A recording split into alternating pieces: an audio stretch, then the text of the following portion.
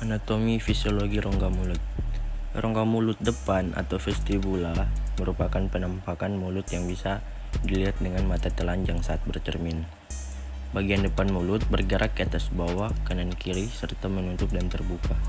Hal ini terjadi karena dengan adanya bantuan rahang mandibular, rahang bawah, dan otot-otot ekspresi wajah, terutama otot orbicularis oris. Bentuk struktur mulut ini menyerupai tapal kuda yang terdiri dari bagian-bagian berikut. Yang pertama ada bibir. Bibir terdiri dari bagian atas dan bawah yang saling bergerak sebagai pintu masuk ke rongga mulut. Secara umum, bibir atas lebih panjang daripada bibir bawah. Bagian mulut ini menjadi peralihan antara kulit luar yang berwarna merah dan kering dengan selaput lendir yang berwarna merah pucat dan lembab. Yang kedua, gigi. Gigi merupakan bagian keras dalam anatomi mulut yang berfungsi untuk mengunyah dan mencerna makanan. Struktur gigi terus berkembang selama kehidupan manusia. Rata-rata anak memiliki 20 gigi susu pada usia 3 tahun.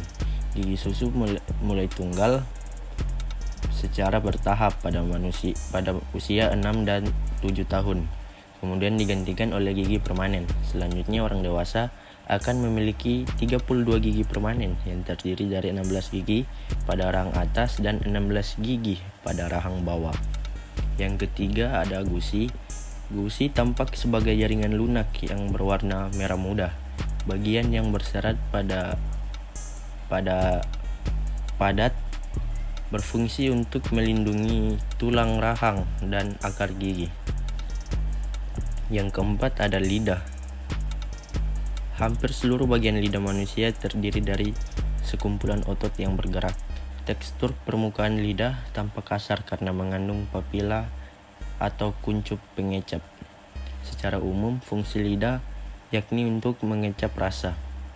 Namun, bagian penting dalam anatomi mulut ini juga membantu mencerna makanan dan berbicara.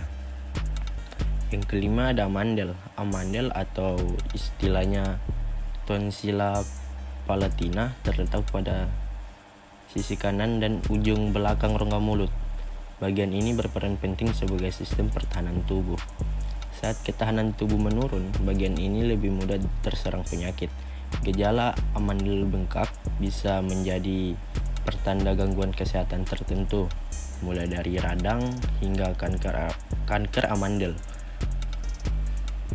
Yang keenam ada uvula. Uvula adalah jaringan kecil yang menggantung pada langit-langit mulut. Bagian ini umumnya selalu terlihat saat Anda sedang membuka mulut.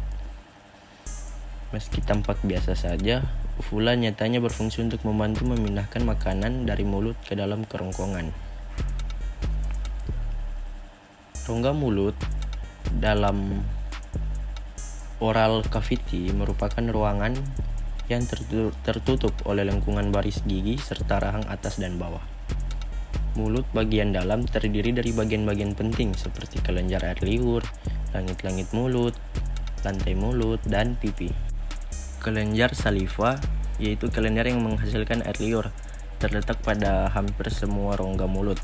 Terdapat 3 pasang kelenjar saliva besar seperti kelenjar saliva parotis terletak pada bagian atas pipi yang berdekatan dengan telinga. Fungsi kelenjar saliva parotis mengalirkan air liur ke area gigi belakang dan rahang atas. Yang kedua ada kelenjar saliva submandibularis terletak pada rahang bagian belakang. Fungsinya untuk mengalirkan air liur ke sekitar gigi bawah. Yang ketiga ada kelenjar saliva sublingualis terletak persis di bawah lidah. Fungsinya untuk mengalirkan air liur ke seluruh permukaan mulut, bawah atau lantai mulut. Yang kedua ada langit-langit mulut. Langit-langit mulut menjadi bagian dari struktur rongga mulut dalam. Anatomi bagian mulut ini terbagi menjadi 2, yakni langit-langit keras dan langit-langit lunak. Langit-langit keras terbuat dari lempengan tulang yang memisahkan rongga hidung dan rongga mulut.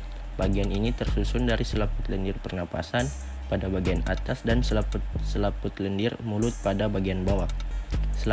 Langit-langit lunak terdiri dari otot yang berfungsi sebagai katup.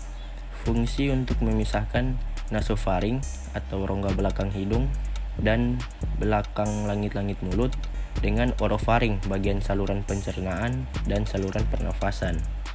Yang ketiga ada lantai mulut. Lantai mulut, sebagian besar anatomi mulut bagian ini diisi oleh struktur lidah yang tidak tampak dari luar. Bagian lantai mulut juga terdiri dari dua pasang kelenjar saliva besar, yakni kelenjar saliva submandibuloris dan saliva sublingualis. Pada rongga dalam ini juga terdapat bagian diafragma otot yang terdiri dari otot-otot miloid bilateral dan otot genioid yang berfungsi menarik laring ke depan saat menelan makanan. Pipi terbentuk dari otot buccinator, yakni otot yang dilapisi oleh selaput lendir mulut. Inilah yang menyebabkan pipi dalam selalu licin dan basah. Ketika mengunyah makanan, otot pipi akan bekerja menahan makanan yang sedang dikoyak agar tetap berada dalam lengkungan gigi.